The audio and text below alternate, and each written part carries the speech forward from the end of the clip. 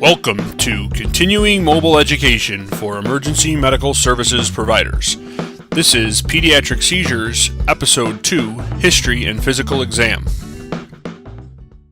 After watching this episode, participants should understand important history gathering and scene assessment skills in the setting of seizures in infants, toddlers, and school-age children, identify physical findings consistent with pathologies that increase risk for seizures, and identify clinical findings consistent with seizures in the postictal state. With pediatrics, we always encourage the pre-hospital care provider to make sure that they take a good look at the household. Whether you're there for a seizure or for any other potential injury to a child, we want to make sure that that child does live in a safe environment.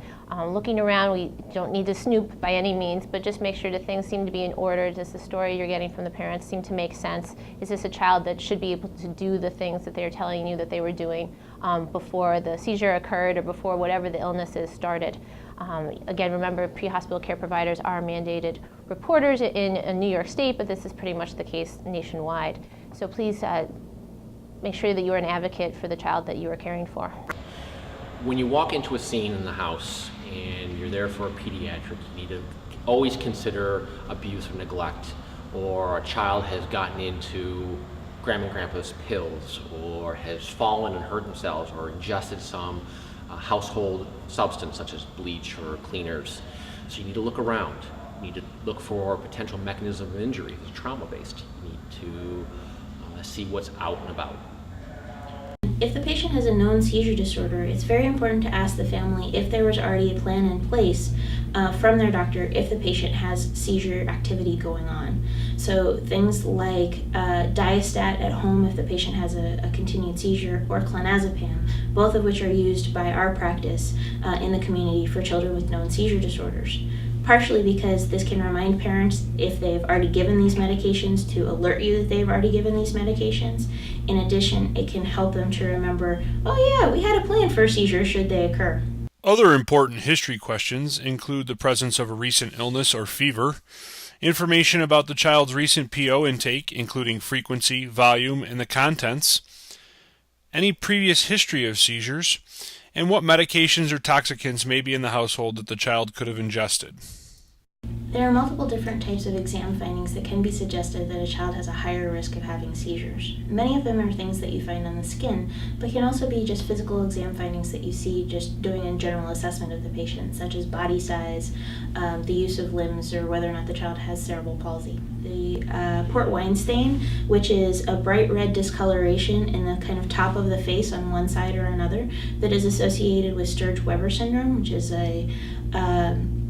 not only do they have abnormal blood vessels on the face, which lead to the discoloration, but they also have abnormal blood vessels on the covering of the brain that lead them to have seizures. In addition, cafe au lait spots, which are slight coffee-colored spots that are covering the skin, can also occur in the setting of neurofibromatosis or in the setting of a disorder called McCune-Albright, both of which are associated with seizure activity. Other things that you can find when you're doing an initial physical exam of the infant is just kind of swirly discoloration pattern on the infant, where part of the child appears patchy to be of darker skin and part of it patchy of lighter skin. And this can occur in two disorders. Both of these are rare disorders, but when you see them, it's very dramatic, and it's also associated with very difficult to control seizures. So the important aspects of the immediate evaluation of the pediatric seizure patient are, of course, the things that you guys do all the time. Immediately going in, stabilizing and assessing for the ABCs. The next important thing is checking a finger stick glucose again, because this has such an important role in how seizures are propagated and seizures are caused.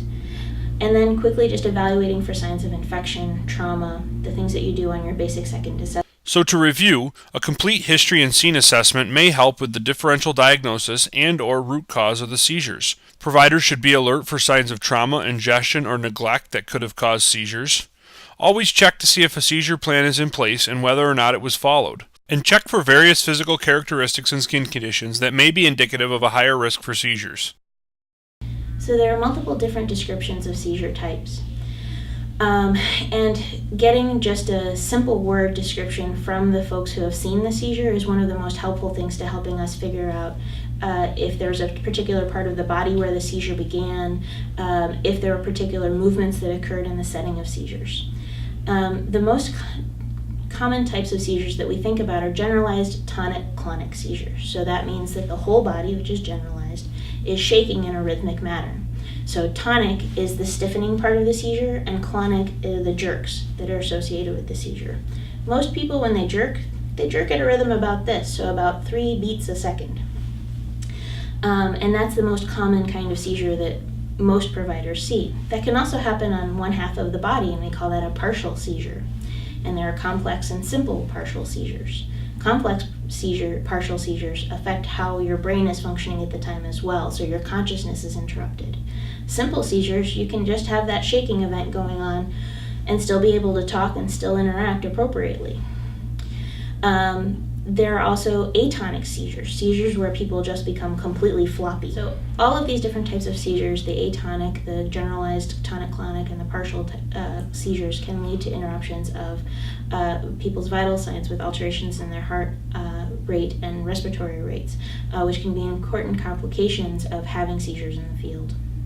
Traditionally, the terms grand mal and petit mal seizures have been used out in the world, and grand mal seizures to most seizure doctors means a generalized tonic-clonic seizure or some other type of generalized seizure, such as an atonic seizure where you lose all tone, or a tonic seizure where you're completely stiffened, or a myoclonic seizure where you just have the jerking, but it's happening all over your body. And these are considered to be grand mal seizures. Petit mal seizures to most seizure doctors have a very specific meaning, which are the type of staring seizures, also called absence, where you just kind of stare off and nothing really happens to you and it's very brief and short. And to us, that's what those terms specifically mean.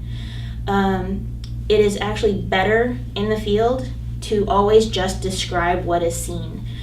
If you're not there for the seizure itself, to get from bystanders as much as possible a clear description of what actually happened from the start of the event to the end of the event, as that's a much more practical and useful definition and explanation of the event than are the terms grand mal, petit mal, or even the more complex terms of generalized tonic-clonic or atonic or any of those seizure type descriptions.